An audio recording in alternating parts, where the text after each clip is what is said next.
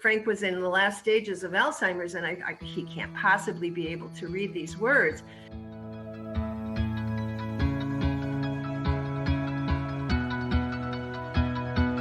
Hi, Katya. Hi, Rebecca.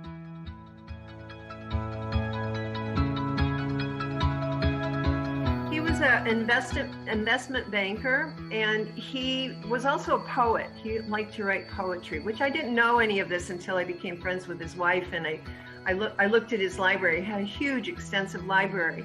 And at his desk at the bank, she told me that he used to keep a rolodex, but he would always put philosophical quotes in the rolodex. So I didn't know this at first, and I noticed he was picking out words a lot, along with the images.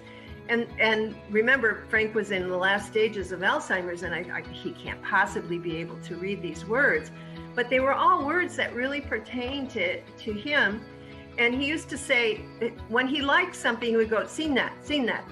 That's all he would say. Instead of saying, "I want that," or whatever, he would say, "Seen that, seen that." Well, I found out that those philosophical quotes that he picked out of the magazines, he had seen them. They were in his Rolodex at some point. So go figure that he would be saying, seen that, to these words he picked out. So in the beginning, his collages had quite a bit of quotes that he would find in the magazines, along with the pictures that all pertain to his life in some way. Man in a suit, the woman that he picked always looked like his wife, and he'd fill it up, and he'd be totally immersed in the collage. But then as he started to progress and he started to lose verbal skills, and he'd get more lost in dementia episodes, sometimes he couldn't come to the class because he was having a bad day. And if he was okay in the class, he'd pick maybe 3 pictures. But every time the pictures always pertained to his life. Like he picked an African-American woman.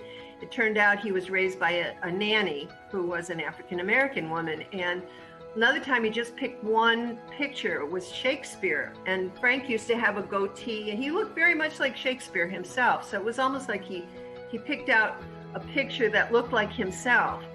And he was I can't even begin to tell you how late stages he was in. And so for me, this interaction with Frank got me very interested in people in the later stages when they can't communicate. That was sort of my baby. That was what I wanted to work with, is mostly people who couldn't communicate. I wanted to know what was still there.